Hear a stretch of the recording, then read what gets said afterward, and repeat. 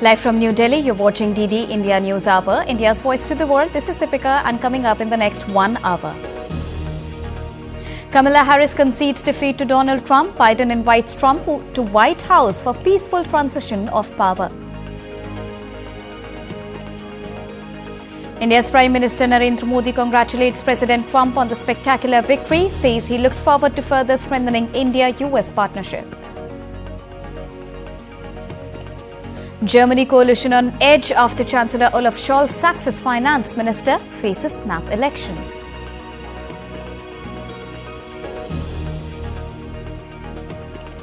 Israeli Prime Minister Benjamin Netanyahu speaks with Donald Trump, discusses Iranian threat. And Cuba's national electrical grid collapses as Category 3 Hurricane Rafale makes landfall in Artemisa.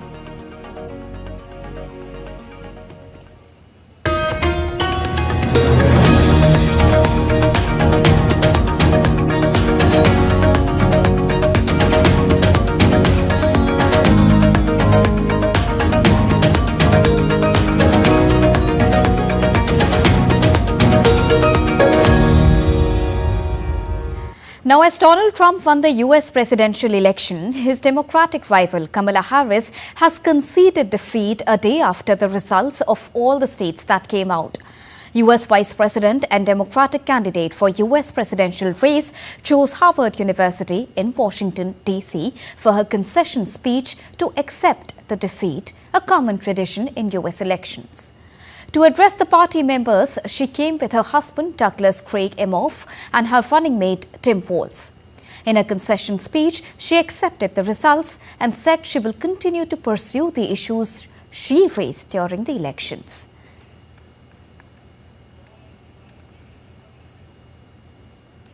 Not what we wanted, not what we fought for, not what we voted for. But hear me when I say, in our nation, we owe loyalty not to a president or a party, but to the Constitution of the United States.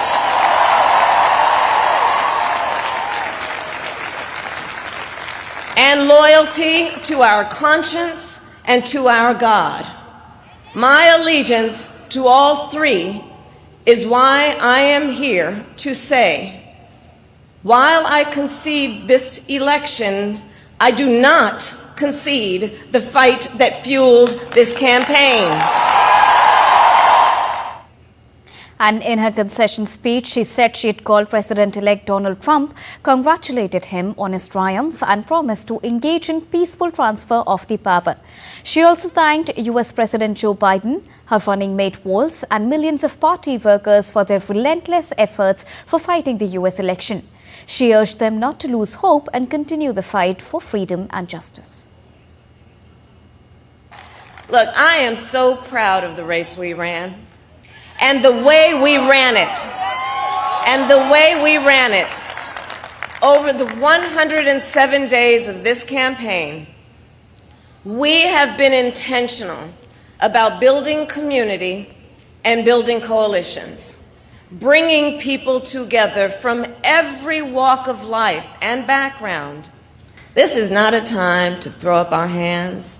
This is a time to roll up our sleeves.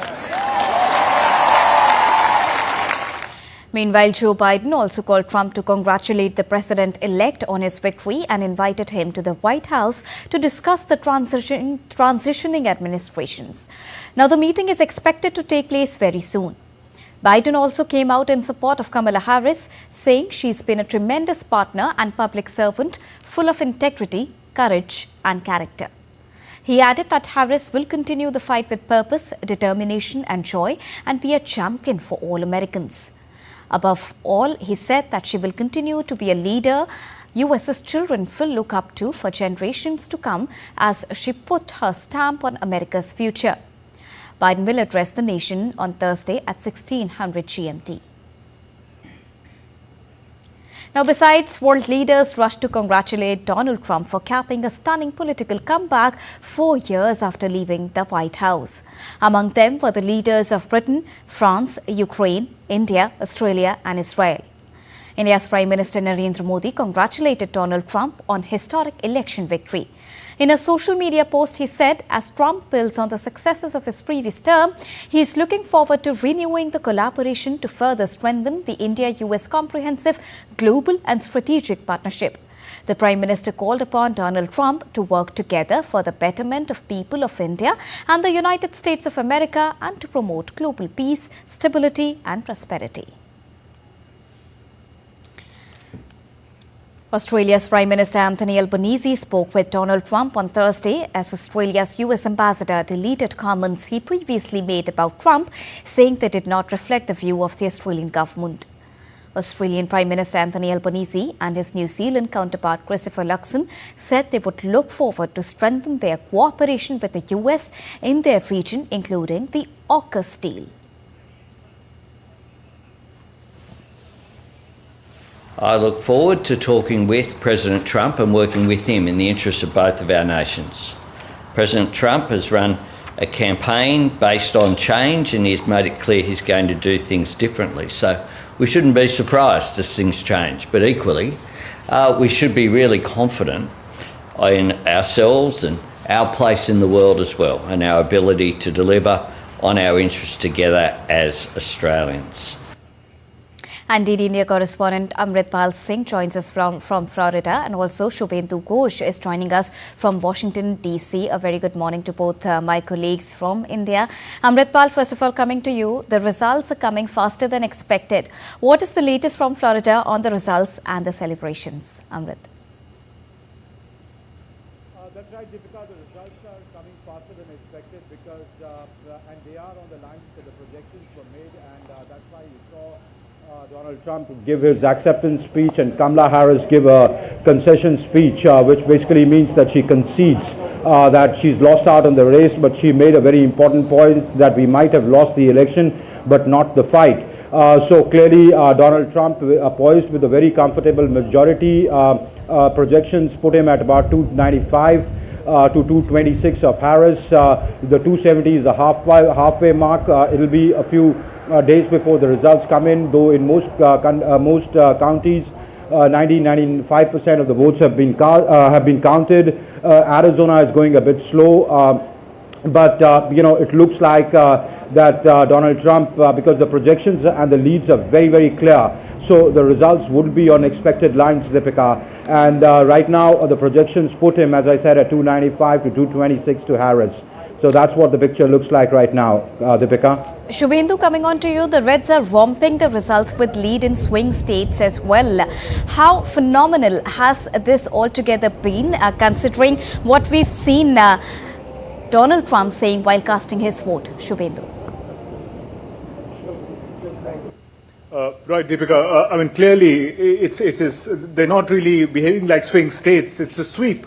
The manner in which the swing states have, barring Michigan, have turned red speaks volume about the manner in which a lot of pollsters, opinion polls, got it wrong. It didn't look like a close contest. Donald Trump seems to be, and Republican Party, the Reds, are sweeping across the United States. 295 is the number I'm looking at the moment as far as the Electoral College votes are concerned. A couple of more states to go, and we'll have the final number as well.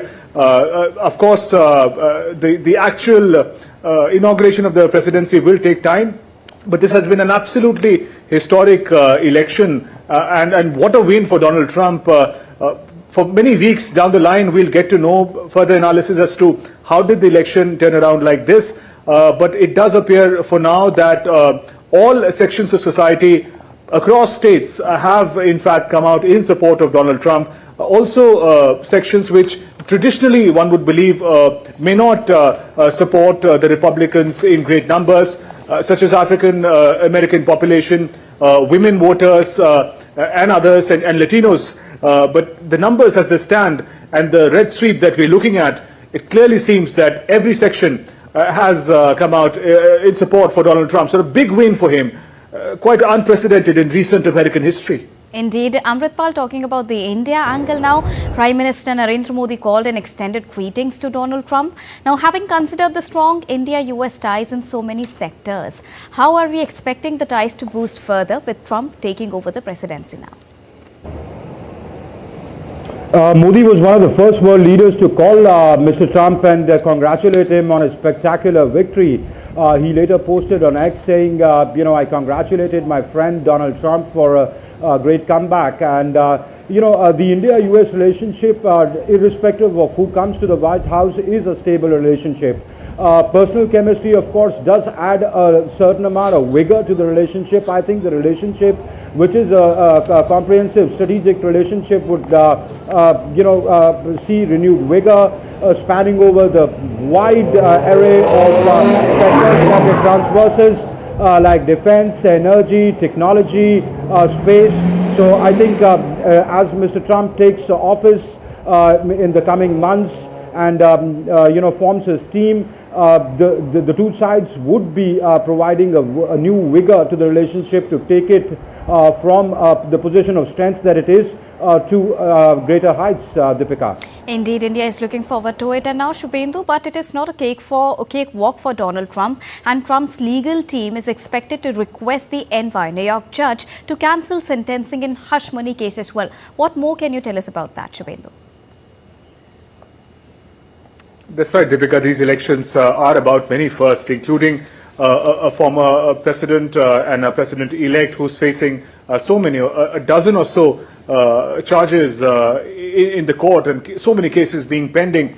But there are some perks that come with being elected to the most powerful office in the world. There is a concept of presidential immunity that will come into play in about 2 months from now when the inauguration happens. Donald Trump, from president-elect, will become the 47th president of the United States, and once that happens, he cannot be prosecuted for the period at least till he's the president. Also, his influence would enable him to get rid of these cases in the due course of time. So in many ways, the number of cases that are lined up against him, this great sweep, the presidency, with that also comes the opportunity for him to get rid of these cases that have haunted him for the past few days. So presidential immunity is the phrase that he would be happy to learn about, and that is something that will protect him from being prosecuted in any of the cases that are there in the court ahead. Deepika? Amritpal, would you like to add something to that? That's right. I agree with Shubhendu completely that, presidential immunity is going to kick in, and that will save Donald Trump because he's got cases, one, and second, he's been convicted of felony, etc. The only reason that he could vote in Florida was because in New York, you do not go to jail for conviction on felony. If he had gone to jail, he wouldn't have been able to vote here in Florida. So he did cast his vote. But I think right now the focus is to how, the biggest question that's being debated in that beach house of his, Mar-a-Lago, where he's sitting with his strategist, is to look at who should be the next, who should be part of his team now. Everybody who came to the party yesterday, to the watch party yesterday, cancelled their tickets because they are vying and lobbying for jobs. And the most important job right now, though generally in the US cabinet, the most important job is that of a Secretary of State or the Secretary of Treasury. But AG, Attorney General's job, is being seen as the most important job and being hotly debated here because Donald Trump would want a man of his choice in the position of the AG so that he can start dealing with the judicial cases right away. So I think that is what is being spoken about in political circles here. When I speak to Republicans about who could be in his transition team, there are all kinds of names doing rounds, from the current AG of Texas to Senator Dumion. So there are, that's a prized position right now that's being hotly debated, and Donald Trump would want his loyalist in that job, Deepika. All right. Thank you so much, Amritpal and Shubhendu Ghosh, for joining us and bringing us a rounded perspective on the key developments currently happening across the United States. Moving on, world leaders congratulated Donald Trump for capping a stunning political comeback. China on Wednesday congratulated Donald Trump on winning the US presidential election. The ministry spokeswoman Mao Ning said that China hoped for peaceful coexistence with the United States as Trump neared his decisive victory over Kamala Harris. International Monetary Fund has warned earlier this month that the trade war between the United States and China would be hit hard as Asia accounts for 60% of global growth. In this 2024 campaign, Trump pledged to impose an additional 60% import tariff on Chinese products, posing major growth risk for the world's second-largest economy. Meanwhile, Taiwan's presidential office denied media reports that said a call was arranged with Donald Trump, adding that Lai has asked Taiwan representative office in the United States to send a congratulatory letter to U.S. President-elect Donald Trump and Vice President-elect J.D. Vance. Moving on, Venezuelan President Nicolas Maduro on Wednesday hailed a new beginning in relations with the United States after the election of Donald Trump, despite his first term seeing a break in diplomatic ties between the nations. Maduro promises a willingness to establish good relations. En su primer gobierno, we did not do well in the first administration of re-elected President Donald Trump. It is a new beginning for us to bet on winning and for the US and Venezuela to do well. We always advocate for Latin America and Caribbean to do well. As much as there have been tensions in relation when they tried to attempt against Trump's life twice, I do not hesitate for a second to express my solidarity and wish him good health and a long life. Today, I want to wish him luck in his government and his proposal and electoral offers have a good destiny. Here will be Nicolas Maduro, pre-elected constitutional president of Venezuela, always ready for positive relations with the United States and the whole world. Now, while Brazilian President Luiz Inácio Lula da Silva said he expects a civilized coexistence with the next U.S. president, Lula added that he respects those who were elected in democratic elections. I know Trump by listening to, watching and reading his article and by watching him on television. But I hope that the coexistence will be civilized, as I had with Bush, who was from the Republican Party, as I had with Obama, as I had with Biden. It is a relationship that I want to establish between two heads of state. Each one represents his country and each one has his own national interest. The Chilean Foreign Ministry signaled its intent to establish good relations with Donald Trump. We keep a straight relationship with the United States. Our relationships are between governments. Obviously, we hope to have the best relationship with the new government of President Trump. Meanwhile, on social media platform X, Bolivian president pointed out that Trump's challenge will be to support the end of wars causing humanity to mourn, especially in the Middle East. Now, Japanese Prime Minister Shigeru Ishiba held a telephonic conversation with US President-elect Donald Trump. Ishiba said the two leaders had agreed to organize a face-to-face meeting as soon as possible. South Korean President Yoon Suk-yeol also held a telephonic call with US President-elect Donald Trump and discussed continuing close ties across all areas in security and economic fields. Yoon and Trump shared concerns over North Korea's deployment of troops backing Russia in the war against Ukraine and Pyongyang's continued military provocations, including ballistic missile launches. Now, Donald Trump's election victory not only catapults him back to the White House, but also grants him a reprieve from looming court battles and legal bills. Justice Department officials have been evaluating how to wind down the two federal criminal cases against President-elect Donald Trump before he takes his office. Special Counsel Jack Smith is already in talks with Justice Department officials about winding down the cases. The move was being taken in light of the long-standing Justice Department policy that a sitting US president cannot be indicted or criminally prosecuted. Trump pledged during the election campaign against Vice President Kamala Harris to fire Smith within 2 seconds of taking office. A US president does not have the authority to dismiss a special counsel, but Trump could name an attorney general who could do so. Smith, who was appointed by Joe Biden's Attorney General, brought 2 cases against Trump for conspiring to overturn the results of the 2020 election and for mishandling top-secret documents after leaving the White House. Time to take a short break, but still to come on DD India News Hour. All you need to know about Ireland's plan to hold general elections. More on Sri Lanka, which is all set to elect a new parliament in mid-November after newly elected president called snap elections. And Lebanon's Sarsak Museum seals its main collection in the basement as clashes between Israel and Hezbollah intensifies.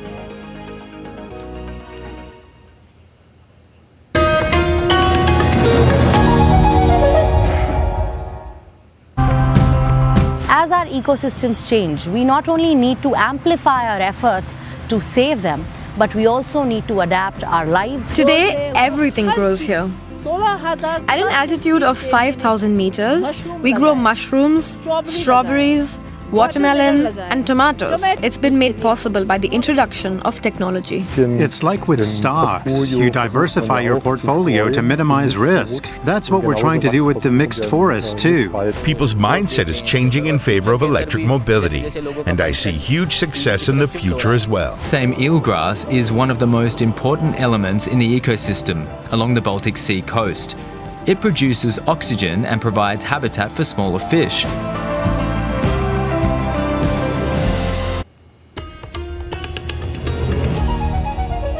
Welcome back after that short break. You're watching DD India News Hour. Now, anger and soul-searching took hold of the Democratic Party after the massive defeat. The nature of a loss has some Democrats asking questions about the future of the party.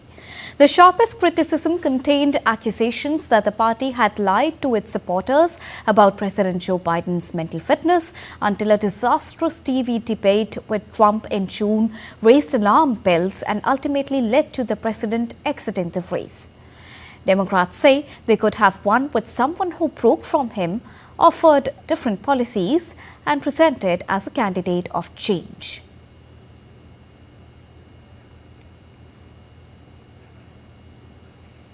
Now, even though Donald Trump is set to become the 47th President of the United States, the final results are yet to come. Trump has so far secured 294 electoral votes, while Harris has captured 223. Final calls have yet to be made by two outlets in Arizona, Maine and Nevada. Trump has been declared the winner in more than half of the 50 U.S. states, including key battlegrounds, which are Georgia, Pennsylvania, Michigan and Wisconsin, all of which voted Democratic in the last election.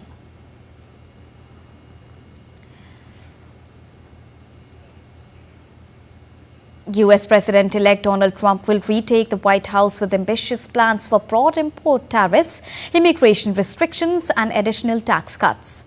Trump's victory in the U.S. presidential election unleashed a massive rally in dollar, drove stocks to record highs and punished bond prices as well. Now, U.S. equity indexes soared with the benchmark S&P 500 up 2.51% to a record high and huge gains in areas such as small cap stocks and banks that are poised to benefit from Trump's expected lighter regulatory touch.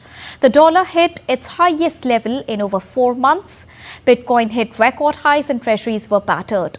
The election could have far-reaching implications for tax and trade policy as well as U.S. institutions affecting assets globally. As for policy, his three main policy aims, which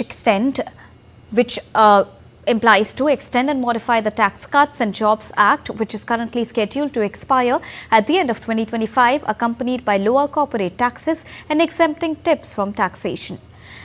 This further means restricting immigration, particularly from the southern border. Trump's plans to levy a 10% tariff on all imports that he believes will raise revenue, promote reshoring of production and boost economic growth and jobs.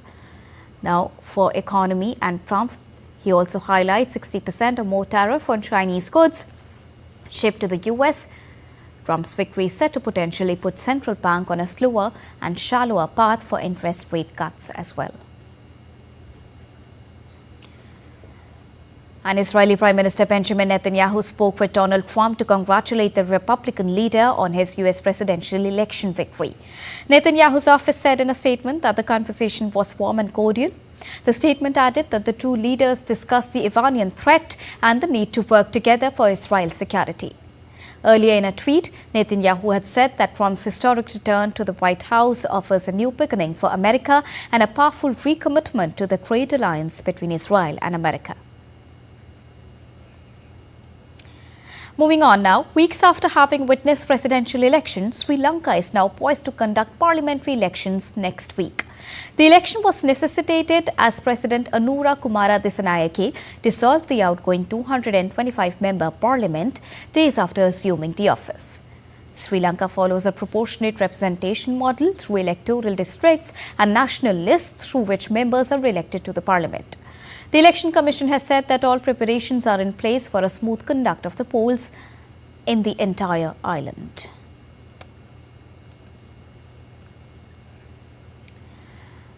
Dr. Ahmed Moeen Farooqi joins us from Colombo to get us more on this. A very good morning from India, Dr. Ahmed. Now, how is Sri Lanka preparing for the upcoming elections? Tell us more about that. A very good morning to all our viewers across the world, Deepika. Yes, Sri Lanka, you see, in September 2024 had conducted the presidential elections in which the National People's Power candidate Anura Kumara Dissanayake, he emerged victorious and assumed office. And soon after assuming office, he had dissolved the parliament and making way for a snap elections which are to be held next week. Election Commission has said that all preparations are underway and they have been put in place, including establishing about 13,421 polling stations across the island. All measures have been put in place, including the law and order requirements as well as the logistic requirements for the elections. In addition to this, we have to also note that the elections will be held on 14th of November, which will start at around 7 a.m. in the morning and it will go until about 4:30 in the evening. And thereafter, the counting will commence at various counting centers. Now, frankly speaking, at this point of time, it is very, very crucial for National People's Power to ensure that they secure the majority in the parliament, because the government led by President Anura Kumara Dissanayake will need sufficient numbers to bring about the policy changes that they have been talking about during their campaign. Currently speaking, the campaigns are currently ongoing from all the parties and they have been trying to woo voters with regard to how they would go ahead handling the requirements of the legislative actions which will be taken up by the parliament. So it is going to be a very interesting kind of an election, given that NPP will be looking forward to getting a majority in the parliament as well. However, we also have to note that the opposition parties will try to put a good fight, because they have had secured more than 50% of the vote in the presidential election put together. Anura Kumara Dissanayake had secured only about 43% of the total vote. So there is a lot at stake here for all the parties. Now, considering the economic revamp in focus for Sri Lanka, who are the candidates in the battleground vouching for the top job? Deepika, you see, there are 22 electoral districts, and each electoral district has a certain number of candidates who are, vouching for being elected into the parliament. From Colombo district, we have the Prime Minister Harini Amarasuriya herself, as the candidate for the NPP. In addition to her, there are two other candidates from the NPP here who are among the prominent names. In addition to that, we have seen people who are, who have been presidents earlier who have said that they would not be contesting in this election, including the former President Ranil Wickremesinghe, as well as Gotabaya Rajapaksa, Mahinda Rajapaksa, and several of his party members. In fact, this is very, very notable that this election will not see even a single member from the Rajapaksa family contesting the elections. So it's a very difficult kind of an election to call as of now, because as of now it's very difficult to say which candidate will gain an upper hand. And it's going to be a very intense fight in many electoral districts. All right. Thank you so much, Dr. Farooqi, for joining us and bringing us the latest on Sri Lanka elections. Now, the German government has collapsed after the Chancellor Olaf Scholz sacked his Finance Minister Christian Lindner and paved the way for a snap election.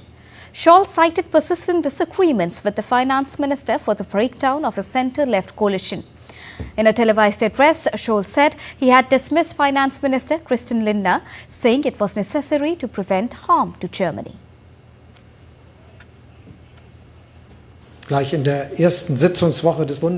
We need a government that is able to act, that has the strength to make the necessary decisions for our country.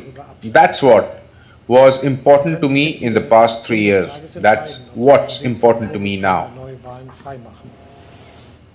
Olaf Scholz said he would now call a confidence vote for the 15th of January that could allow elections to be held by the end of March next year.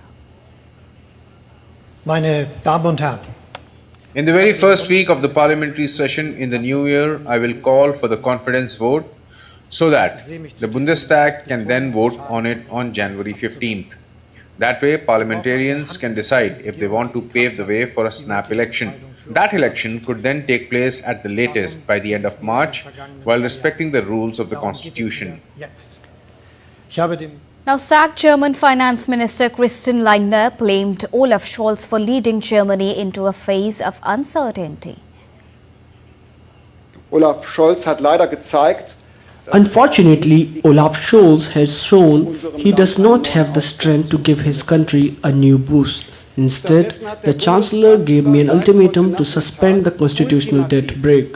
I could not do that because I would have been breaking my oath of office. Therefore, in the meeting of the Coalition Committee this evening, the Chancellor has terminated the cooperation with me and the FDF. His carefully prepared statement from tonight proves that Olaf Scholz is no longer aiming for an agreement sustainable for everyone, but rather a calculated break of this coalition. With this, he is leading Germany into a phase of uncertainty. Now, following the announcement, Lindner's Free Democratic Party said it had left the coalition, but Economy Minister Robert Habeck said the Greens would remain. Ireland plans to hold a general election on the 29th of November, formally kicking off a truncated campaign that will last mere weeks. Even though Prime Minister Simon Harris had until the end of the coalition's 5-year term in March to go to the polls, but with the announcement, he seems to take the advantage of favourable poll numbers and a slump in support for scandals hit main opposition party Sinn Féin. The $11.6 billion budget giveaway in early October was also seen as putting the country on an election footing. Hurricane Rafael has slammed into Cuba as a Category 3 storm before losing some strength as it passed over the island and entered the Gulf of Mexico. The hurricane that caused power outages in multiple regions is the 5th major hurricane of the year in the Atlantic and the strongest this late in the year since 2020. According to the U.S. National Hurricane Center, Rafael is expected to bring storm surges, flash flooding and mudslides. Amid the outages, 9 provinces in the west and central Cuba, including the capital Havana, have been placed on cyclone alert. Over 70,000 people have been evacuated from their homes. This is the second blow from a hurricane in Cuba in recent weeks. Hurricane Oscar walloped Cuba in late October, killing at least 7 people. The country's power grid has collapsed multiple times and millions were left out without power for 4 days following a blackout. Time to take a look at news making headlines across the globe. Now, the Sarsak Museum, one of Lebanon's few modern and contemporary art museums, sealed its main collection in the basement as clashes between Israel and Hezbollah intensified. Opened in the year 1961, museum's basement storage has the capacity to house the entire collection to protect it from the threat of bombings. Originally home to over 1,600 work of arts, the museum's wall now stands bare, their art labels making empty spaces amid escalating conflict.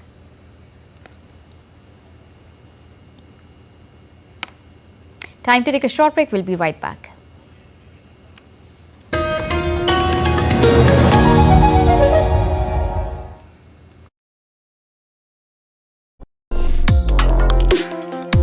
Complex issues, hidden agendas, twists and turns, strategic games. We think all dots are linked. We just need to connect them. Join me every week as I connect the dots to unravel hidden designs in statecraft, mysteries, and decode issues that matter to you. Watch Connecting the Dots with me at these times on DD India.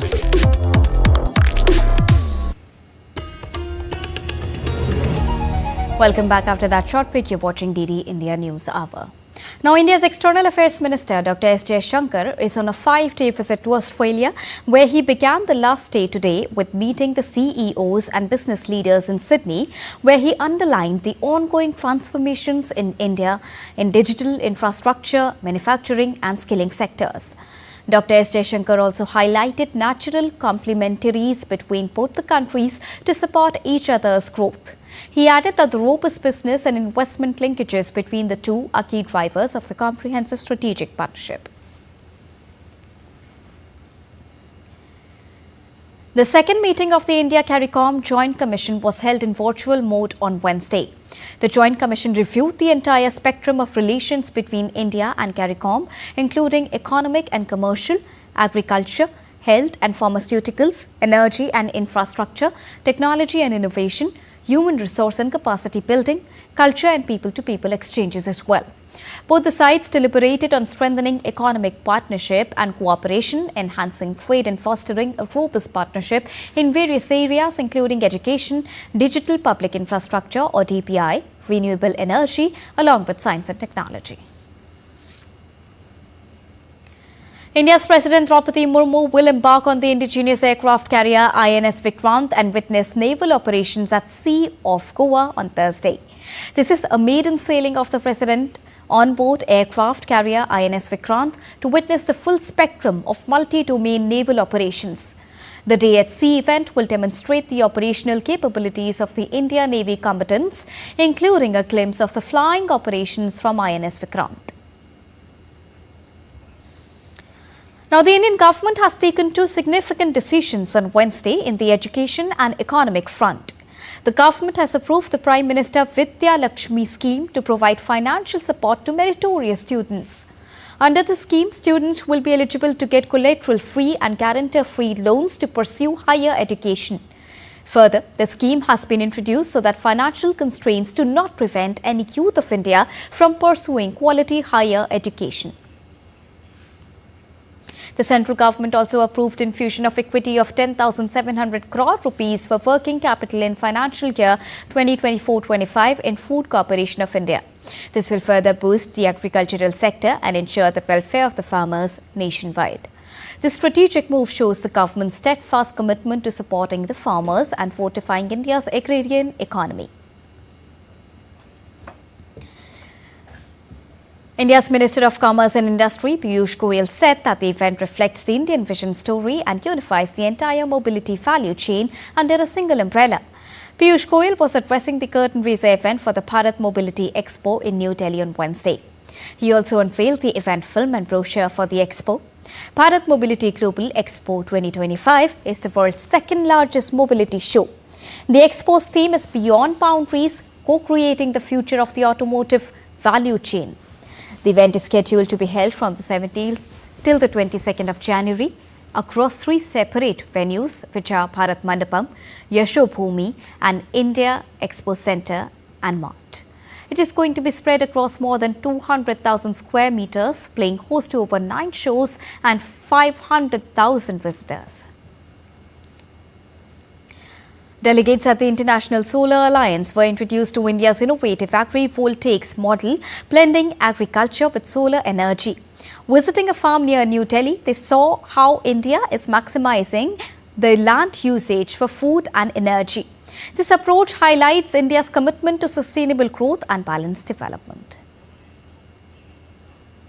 Delegates at the International Solar Alliance recently experienced India's innovative approach to sustainability. They visited an agrivoltaics farm on the outskirts of New Delhi in Najafgarh. Managed by the India Agrivoltaics Alliance, this farm demonstrates India is blending agriculture with solar energy production to address its growing need for sustainable practices. Agrivoltaics is a dual-use system where solar panels are elevated to allow crops to grow beneath them. This approach maximizes land usage by combining agriculture and energy production. The panels are mounted on raised structures with walkways which enable easy maintenance while allowing uninterrupted farming activities. Crops like cabbage are grown between the panel rows using interspace cropping to optimize land. Advanced software plays a role here too, modeling light and shade patterns to ensure crops receive right amount of sunlight, crucial for yield. You continue producing the food and you're also producing energy. And I've actually been discussing with him and saying, but I think you could even do better. For example, if you used hydroponics, so where you can have different levels of crop, and that would reduce the time you actually take to recoup the money. So it is an appropriate technology. When properly used, you can actually, is also employing a number of people. Is producing food, is producing energy, is employing people, and then it fades into his other enterprise. India faces a delicate balancing act between food security and energy needs. With food demand expected to rise sharply by 2050, the need for farmland is pressing. At the same time, the land required for solar and wind power to reach net zero goals is immense. In the pursuit of sustainability, India's innovative agri-voltaics approach offers a promising path by carefully balancing food and energy needs. India can lead the way in sustainable growth, setting an example for the world in achieving food security and energy independence. With camera person Gaurav Giri, this is Taposh Bhattacharya for TD India from Najafgarh, Delhi.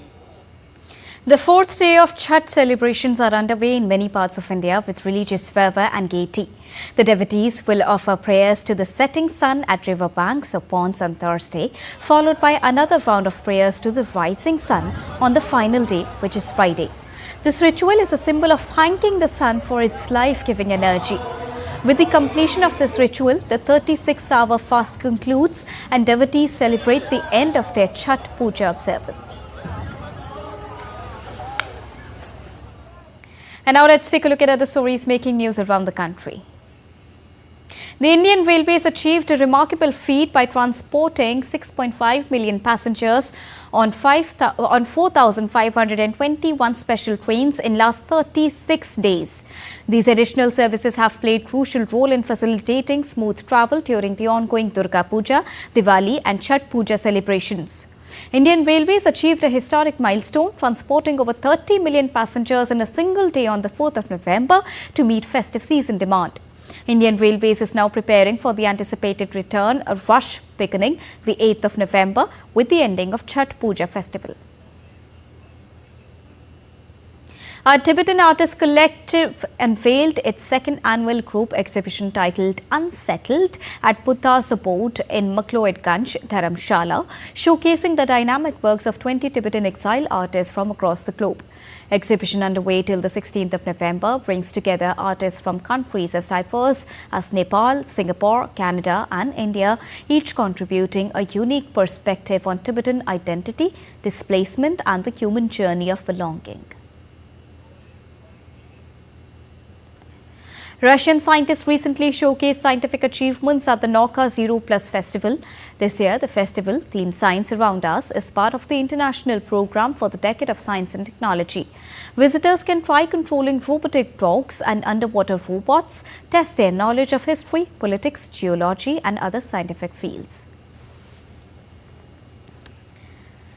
Time to take a short break, but still to come on the other side.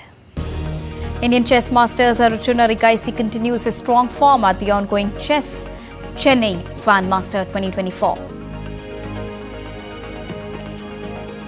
And Thai people got the opportunity to see the most beautiful ship in the world as it docked in Phuket until Sunday.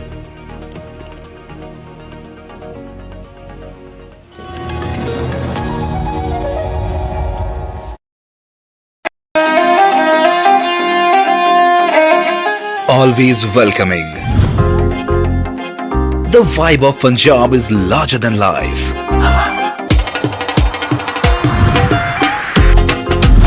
Warm up to grandeur that's beyond compare.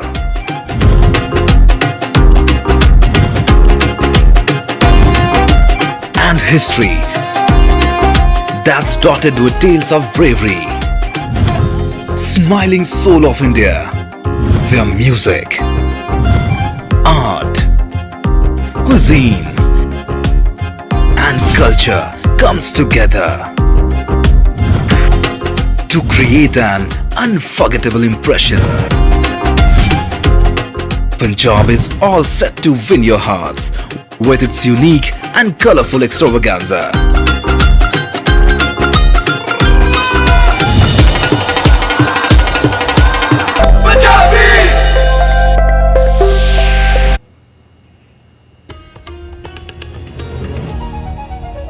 Welcome back after that short break. You're watching DD India News Hour. Now, Australia will move to pass new laws banning children under the age of 16 from social media. Australian Prime Minister Anthony Albanese said on Thursday that the government would legislate for a ban on social media for children under the age of 16, vowing to crack down on tech companies failing to protect young users. Legislation will be introduced into the parliament this year, with the laws coming into effect 12 months after it is ratified by the lawmakers. Meanwhile, there will be no exemptions for users who have parental consent. Proposed age is 16. That decision was made in Cabinet on Monday, and that proposal will go to the National Cabinet meeting that I'm convening online, a virtual meeting tomorrow morning. The onus will be on, just to go through some of the details, the onus will be on social media platforms to demonstrate they are taking reasonable steps to prevent access. The onus won't be on parents or young people. There will be no penalties for users. Now, 3 weeks after the tragedy that claimed the life of former One Direction singer Liam Payne, the late singer's body is finally heading home. Liam Payne's body has been released by the authorities in Buenos Aires and is on the way to the airport for repatriation. The body that has been held while local authorities completed toxicological and other laboratory reports. Meanwhile, Argentinian police has conducted another round of raids on the homes of the hotel workers and the unidentified pal of the former One Direction musician. The authorities also searched the hotel lockers of the employees and reviewed security footage from the hotel where Payne died last month. Payne, who found fame with global chart toppers One Direction, tragically died at a hotel in Buenos Aires on the 16th of October after falling from the third-floor balcony of his hotel room. The elephants, giraffes and hippos at Copenhagen Zoo were given a belated Halloween treat. The zoo inmates were fed the pumpkins that had been part of the spooky seasonal display at the city's Tivoli amusement park. The post-Halloween snack has been offered to the animals at Copenhagen Zoo for 9 years, with the fruit transported after Tivoli's annual Halloween festivities, which have finished.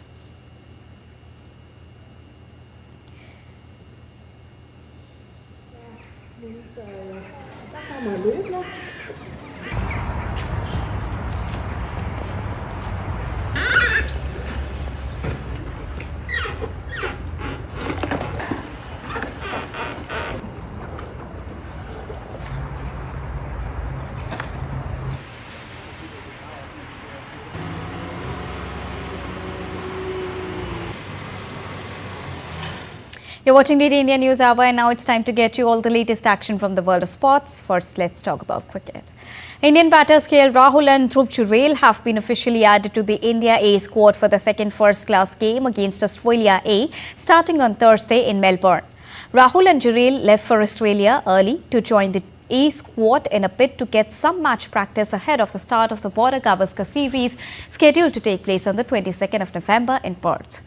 Earlier, Prasidh Krishna was added to the squad as a replacement for Yash Dayal, who was named in India's T20I squad for the tour of South Africa.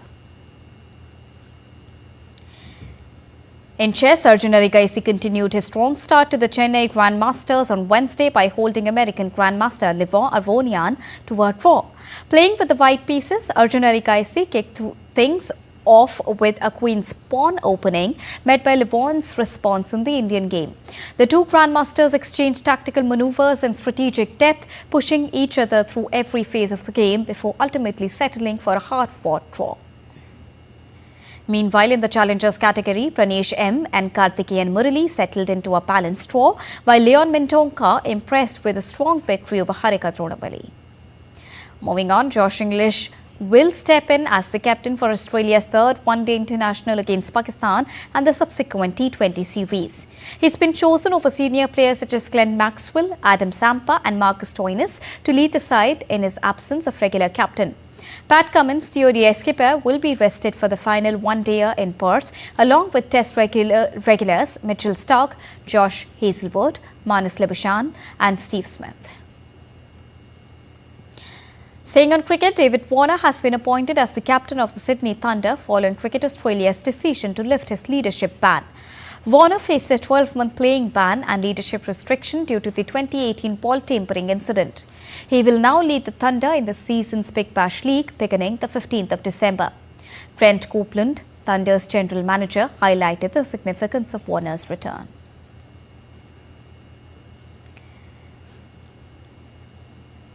And before we wind up this edition of News Hour, we take you to Thailand, where the pride of the Italian Navy, Amerigo Vespucci, is now docked in Phuket until Sunday for public viewing. The magnificent vessel that arrived in Phuket yesterday is halfway through its second world tour, visiting 32 countries over 2 years. Its next stop will be Mumbai in India.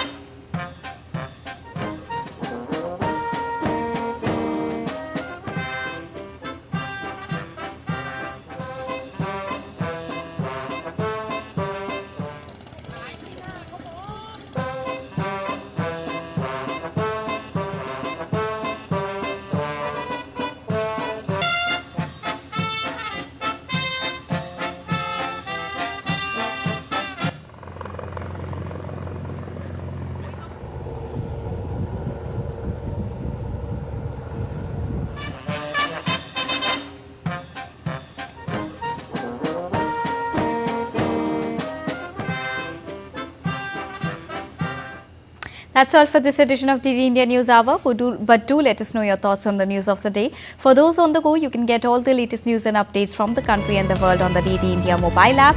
The app is available on both Android and iOS platforms. Scan the QR code on the screen to download it right now. We'll be back with more news as it breaks here on DD India. I am Deepika, and from all of us here in New Delhi, thank you so much for watching News Hour. Namaskar.